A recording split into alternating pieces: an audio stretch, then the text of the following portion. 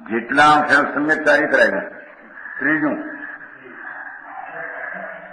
હવે જેટલા અંશે સમ્યક ચારિત્ર પ્રગટ થઈ ગયું છે જેટલા અંશે ચોથેથી હો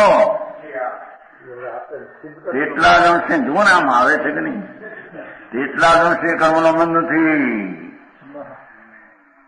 જેટલા અંશે સમ્યક ચારિત્ર પ્રગટ થઈ ગયું છે તેટલા જ અંશે કર્મનો બંધ નથી.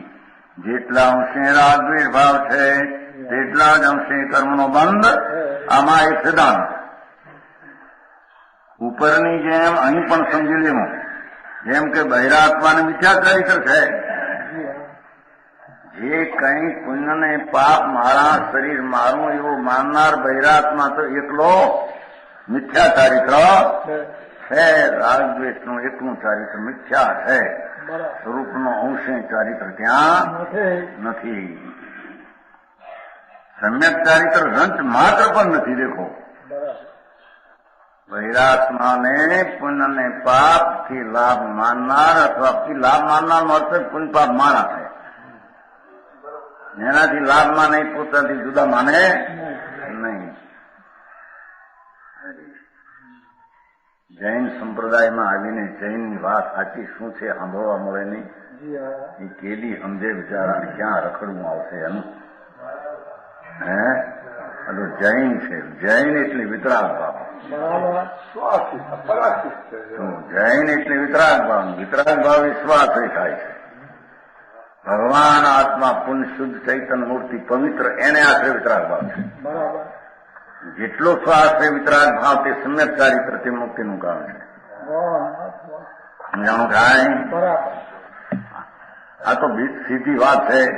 હવે આમાં કઈ મોટા પલાકાર મોટા ભણે સ્વામી કમળ માર્ટન ને હર્ષવર્ષથી ભણે તો સમજાય હું એવું કઈ નથી. હમણાં તમે પોતે છે આત્મા, એનો કમળનું ખેલવું, પોતે પોતાનું ખેલવું સમ્યક દર્શન જ્ઞાન ચારિત્રથી એનું નામ પ્રમેય કમળ માર્ટન સૂર્ય. સમજાણું થાય? અંતરાત્માને જેટલા અંશે રાગદ્વેષ ભાવનો અભાવ તેટલા અંશે કર્મનો બંધ નથી. સમજાણું થાય?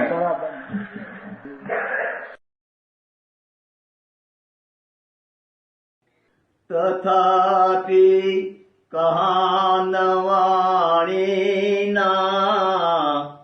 અંકાયે મૂલ્યના કદી. તથાપિ માતવાણીના અંકાયે મૂલ્યના કદી.